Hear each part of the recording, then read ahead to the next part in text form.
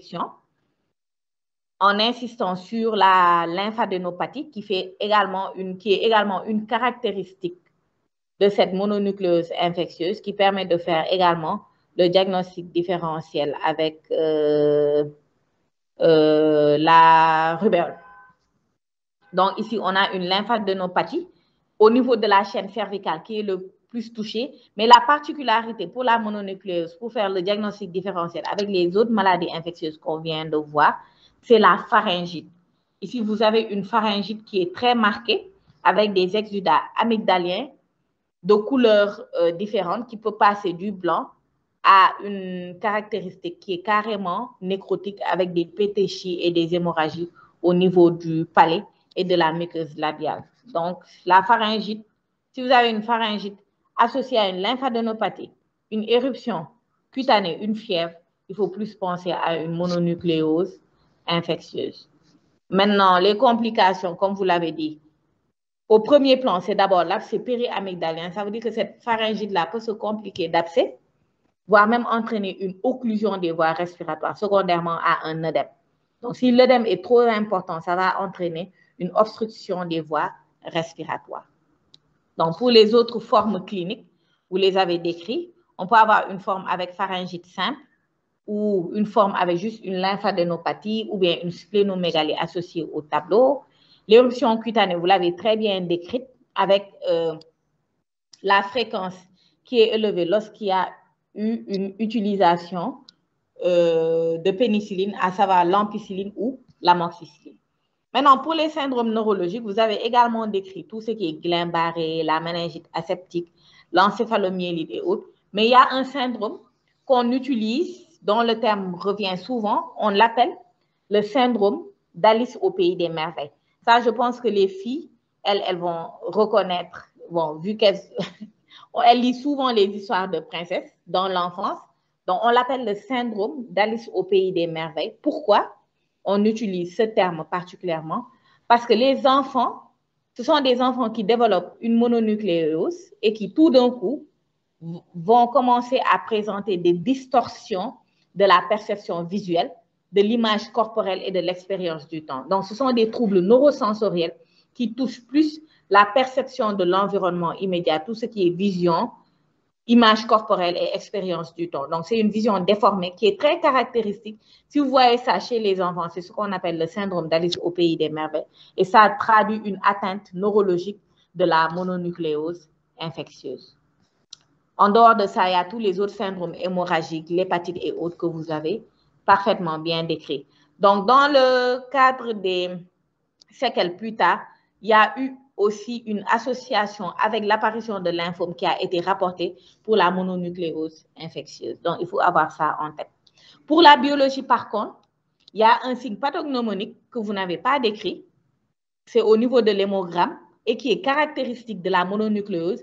C'est une lymphocytose atypique. On appelle ça la lymphocytose atypique. C'est-à-dire que vous allez avoir une lymphocytose avec un nombre absolu de lymphocytes qui est supérieur à 4500 par microlitre.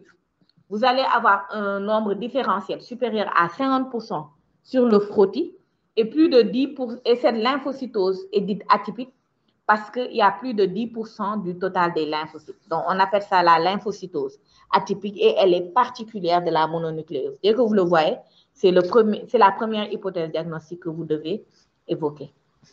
Donc, en dehors de la confirmation du bilan de certitude, comme vous l'avez dit, c'est la recherche d'anticorps qui vont être dirigés soit contre l'antigène de la capside virale, soit contre l'antigène nucléaire lui-même et qui vous permettent de confirmer le diagnostic. Mais on peut également faire la PCR qui va confirmer le diagnostic en détectant l'ADN viral. Maintenant, le traitement, c'est comme vous l'avez dit, c'est un traitement de soutien, un traitement symptomatique, à savoir des AENS, du paracétamol, un soutien liquidien et nutritionnel. Et dans les formes compliquées avec obstruction des voies aériennes supérieures ou si le tableau clinique est très grave, c'est dans ce cas-là qu'on utilise les corticostéroïdes. Donc, uniquement dans les tableaux sévères ou bien lorsqu'il y a une obstruction des voies aériennes supérieures pour diminuer l'inflammation. Le traitement antiviral aussi, on peut l'utiliser et la principale molécule, c'est l'acyclovir. Mais il faut savoir que ce traitement antiviral-là ne guérit pas la maladie. Donc, l'acyclovir que vous allez utiliser n'a pas la capacité de guérir l'infection. Elle va juste diminuer, en fait, la gravité du tableau. Donc, elle n'a aucun effet sur la guérison ni sur les infections qui sont latentes, frustres. Donc, c'est seulement indiqué dans les tableaux graves parce que ça diminue la sévérité du tableau. Et comme vous l'avez dit, il n'y a pas de vaccin disponible. Donc, on se base plus sur les mesures préventives. Donc, voilà, c'est ce que je voulais ajouter sur ce cours et que vous insérez, en fait, les petites particularités qui vous permettent de faire le diagnostic différentiel.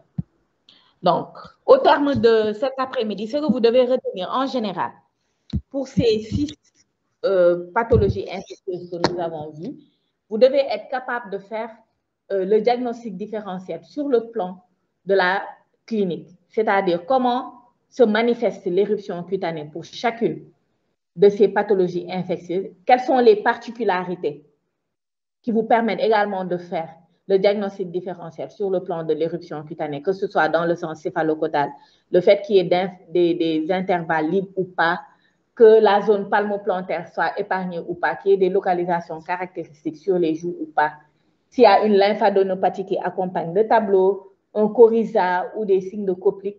Donc, vous devez retenir tous les signes associés qui vous permettent de faire le diagnostic différentiel entre rougeole, rubéole, varicelle, parvovirus B19 et mononucléose infectieuse et les oréons.